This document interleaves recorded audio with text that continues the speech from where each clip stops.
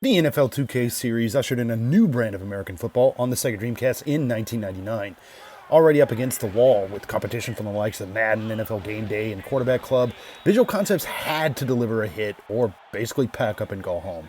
Now, what the team ended up delivering was the start of a series that would eventually bring us one of the greatest American football games of all time. A few years later, I think you know what I'm talking about. But does this inaugural entry into the NFL 2K series still hold up today? Well, that's exactly what we're here to talk about. Danny from the Famicast here. If you're new to the channel, please be sure to subscribe and turn on those notifications. Leave us a comment down below, and we may read it out on our bi-weekly show called the Famicast.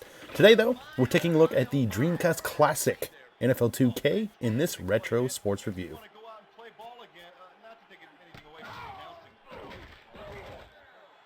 NFL 2K is a pretty straightforward American football experience. Now on offense, you have a decent amount of moves at your disposal. Ball carriers can spin, stiff arm, dive forward, and get a speed boost. Now this boost can't simply be held. It has to be tapped to basically get the most out of it. Now the quarterback play is actually pretty good here too, although if you're coming from Madden, you might be thrown off a little bit since you need to basically just hike the ball. You don't have to like double tap the button to get the receivers to come up.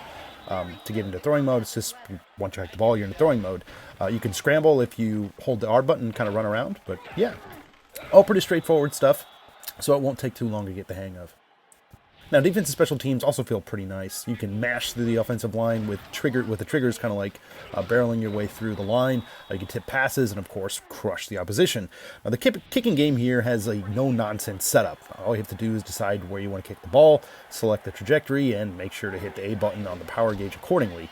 You know, overall, things here still feel pretty good, even all these years later. The ability to juke on offense would have been something that would have made this a little bit better, but it's just not here.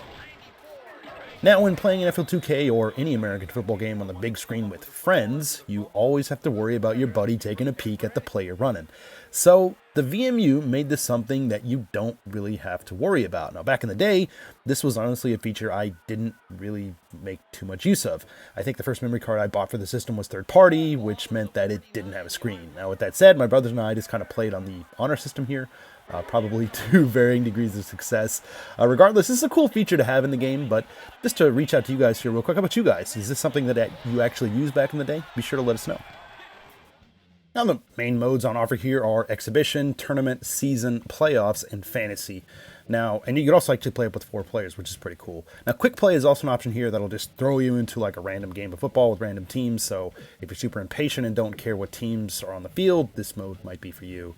Now, I think the season mode is likely where you'll be spending most of your time if you're playing on your own. I mean, here you can play through the entire 1999 season and try to take home the Lombardi Trophy. Now, one of the cool features here was the ability to play every game in the season if you wish. You can also choose every single team if you want to. You know, alternatively, you can also sim the season to get to whichever week you like, all that type of stuff. Pretty basic stuff, but yeah, it's kind of nice that that's here, that you can choose all the teams. Now, I think the biggest miss with NFL 2K was the lack of a franchise mode. While some reviewers from the time said it wasn't a big deal, I definitely thought it was, especially compared to games like Madden and stuff, which had it since Madden 99, the previous year.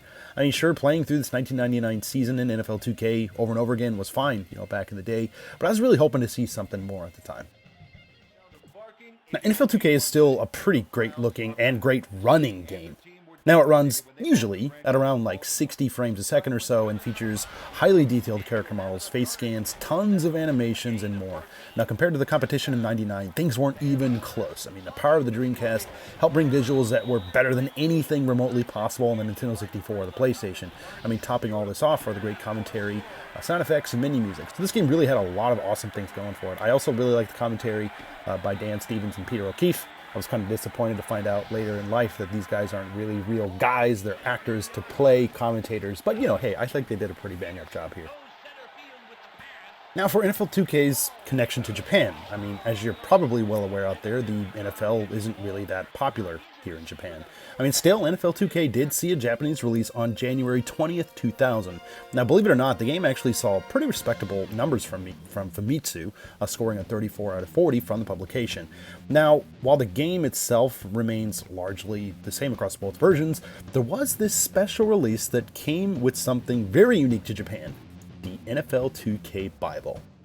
Now, just to squash any theories out there, no, this isn't some kind of weird prayer book to call in the help of Mike Holmgren or Jim Mora in your time of need or anything like that. I mean, this is merely a kind of like a book that explains the rules of American football to Japanese gamers. Now, I don't have it for this release of NFL 2K on the Dreamcast, but this is definitely something that we will be looking at in a different video at another time. In the meantime, you're probably looking at or have seen some shots of both versions side by side, including the inserts for the Japanese version of the game and the original receipt that I got when I bought this back in Tokyo in 2008 at the infamous Super Potato.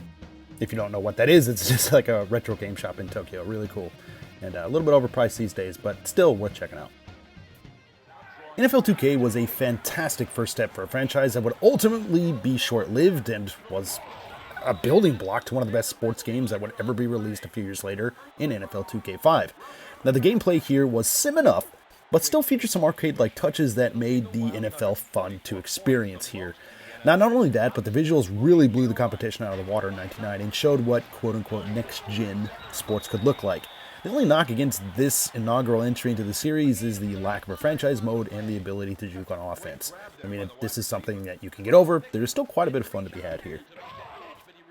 Now, as always, thank you guys so much for checking out this video. If you like what you see, please feel free to drop this video a like. If you're new to the channel, please be sure to subscribe. We've got tons of podcasts, video reviews, looks at old games like this, and a whole lot more. Again, this is Danny from the Famicast. Thanks for watching, and we'll catch you later. Totally. A defender can't let his man control position like that.